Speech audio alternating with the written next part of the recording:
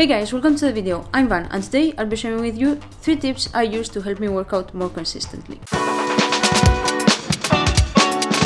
Tip number 1. Follow some type of workout program or structure. This can be as simple or as complicated as you want to make it. It can be a super specific structured program or just some type of rules or guidelines you follow to make sure that you're on track. For example, it might be training 6 days a week with a push-pull leg split. It might be training a minimum of 4 days a week. It might be, for example, making sure that you don't go 2 consecutive days without working out. Whatever your goals are and whatever your needs and time constraints are. In my case, for example, I went from following a super strict program where I was training 2 times a day, 6 days a week.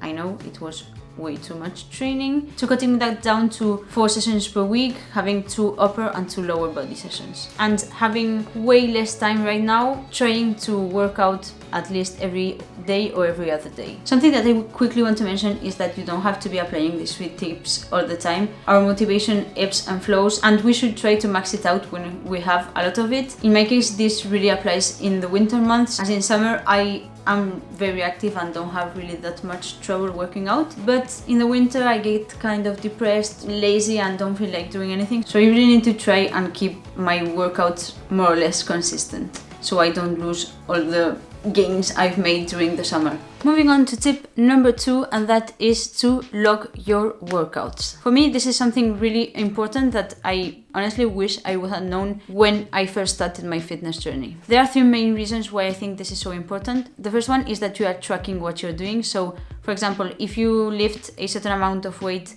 one day, next week you can go into the gym and know what you have been previously doing. So you're not just going there and winging it. This may sound kind of stupid, but when I first got into the gym, that's basically what I was doing. I had absolutely no idea what the weight I was lifting. I just put on random plates, and if it was too heavy, just took some off and there I went.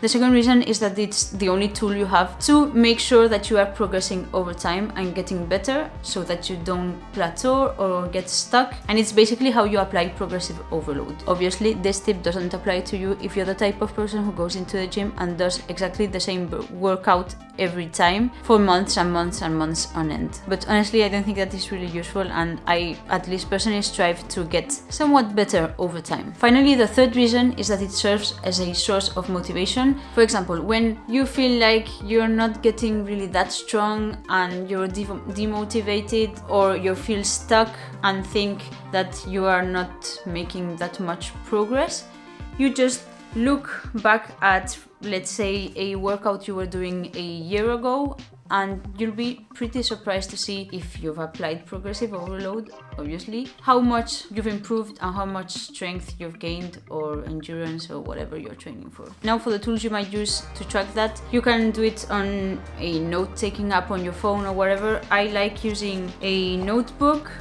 This is what I use. It's like $1 or $2, I don't know. I just write down the date, then the type of exercise, then the sets and reps, and if there's weight, how much weight I've done it for.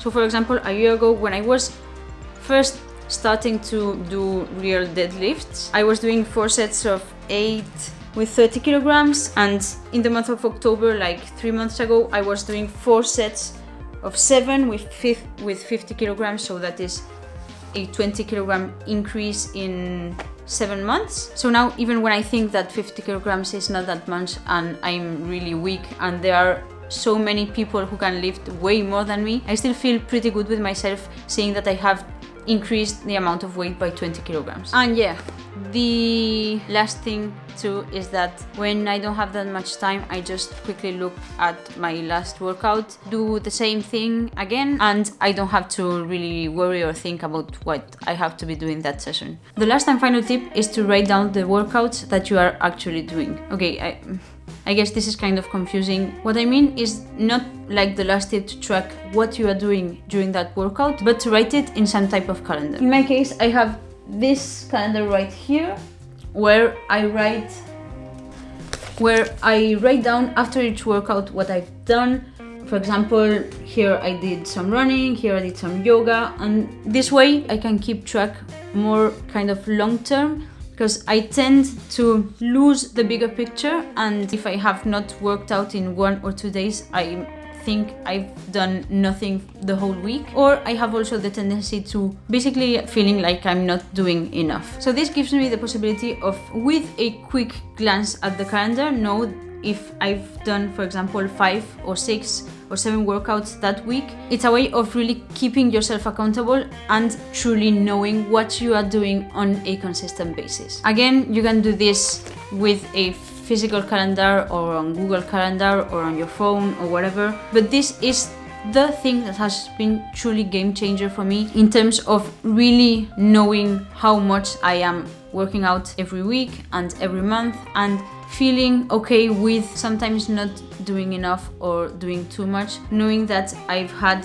for example, 2 rest days, but then I've had 3 consecutive days working out. And I think since I've been using this, I've worked out more consistently than ever before. So if you are going to take away one of these tips, I definitely recommend that you try this one. I also find it really helpful with my runs, because even though I track them on my running watch or app, sometimes I'm not sure if I've run that week or if I've just done 1 or 2 runs, and this again helps quite a lot. I've also found that it helps me when I'm doing some type of exercise or workout that I'm not tracking or logging in my notebook. For example, I don't know, playing tennis or swimming or cycling. I really just track weightlifting and calisthenics workouts in my notebook, so that still helps me make sure I am active even though I'm not specifically going to the gym. So those are my 3 tips to help you work out more consistently. To sum it up,